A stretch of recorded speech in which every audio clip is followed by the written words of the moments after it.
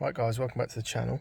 Yeah, I'm just cracking on with the old diesel heater install. I've just wasted roughly about 2 or 3 hours, 2 hours, trying to fit that little diesel there.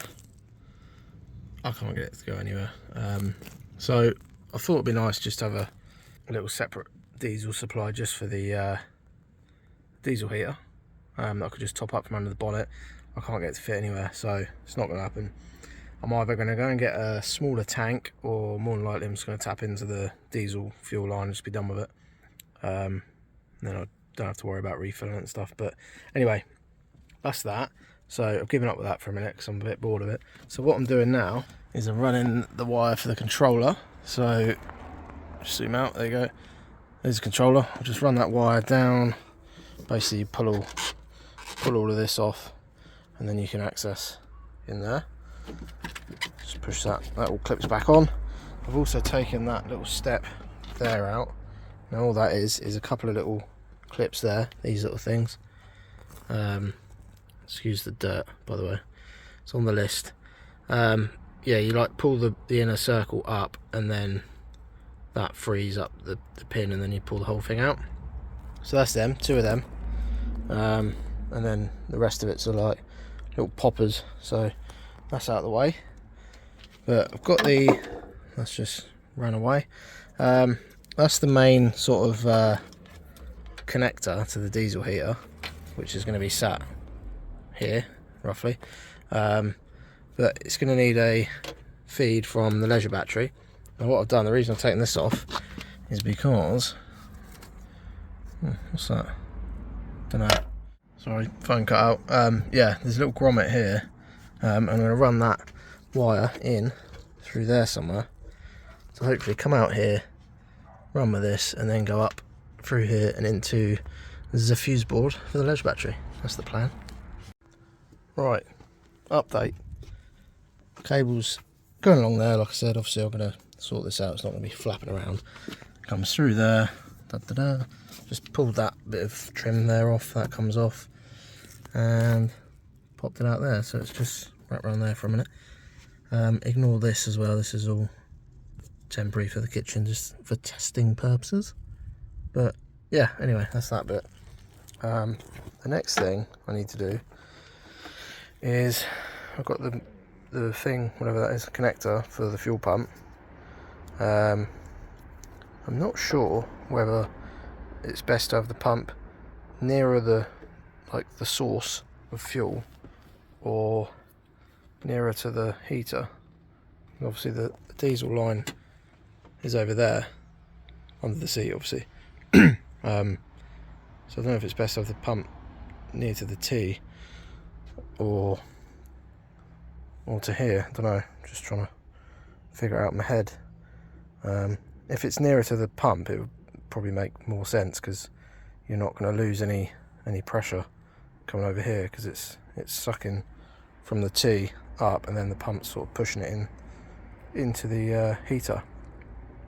I don't know, I'll have to double check. I'm pretty sure I'm just going to mount the pump down here or something, or whatever, anywhere out of sight, but obviously at 45 degrees.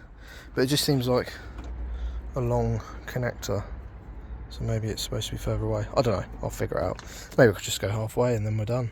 Call that it. Anyway, right, I'm going to keep going. Right, update. She's mounted. Now what I've done is I'm trying to do it like as ghetto as possible, basically, because I want to see how well that kit actually fits a Bongo without getting any other bits. Now what I'm going to do eventually is, the chap that does these bracket things, he's not doing them until, I think he said, like 3 or 4 weeks time. He's going to start making them again, ready for the winter. So for now, I'm using the plate that came with it. Now there's a bolt in the set, and that goes directly into, there's 2 little holes, one there and one like here somewhere, and that bolt fits perfectly in that thing. It's the same thread and everything. And then what I've done is I've put a self-tapper Bosch straight into the chassis, see what it's like. Proper ghetto, I know, but I just want to see what it looks like. And it's alright actually, to be fair. Could do with like being mounted this side really, because it's got a tiny bit of flex in it. But like I say, I'm going to get one of those brackets off the chap, I forget his name now, Dave something, I can't remember. Anyway, that's the plan eventually, but anyway, yeah, we're getting there. I've popped also the ground onto that bolt, you can see that. So that is the ground that comes out of this wiring harness thing. That goes into there. So that's our ground. Got our positive, which I showed you. And then that's going to run up there, well it already does, up to that thing, wherever you are, there. What else? Fuel pump, I've mounted it sort of temporarily, permanently there. I'm going to see if it works. If it works, then I'll just leave it there. But can you see that sort of? But it's plugged in. Obviously, I just need to run the fuel lines and stuff. But I just wanted to see if it works there. I can't imagine it won't. Yeah. So anyway, I've also drilled a pilot hole there. This is the Footwell, obviously.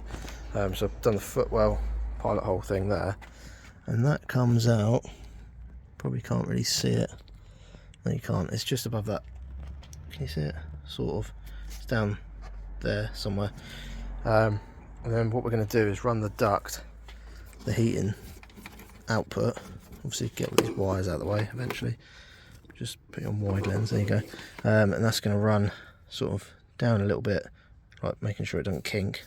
I'll move all this loom out of the way, and then through there, out of there, and then through the little thing. That's the plan. But for now, take his headphones off. For now, that's going to do it for this little episode, because I think I've had enough. The sun's starting to go down. I'm just bored of it. My attention span is next to nothing. But I like to make a start and then, yeah, see how far I get. And then when boredom kicks in, I need to walk away, because otherwise I start bodging stuff. Not that it isn't one big botch anyway. But yeah, anyway, thanks for watching. Subscribe below if you haven't, so you can stay up to date with the old diesel heater install, if you can call it that. Yeah, thanks for watching. I'll see you on the next video. Bye.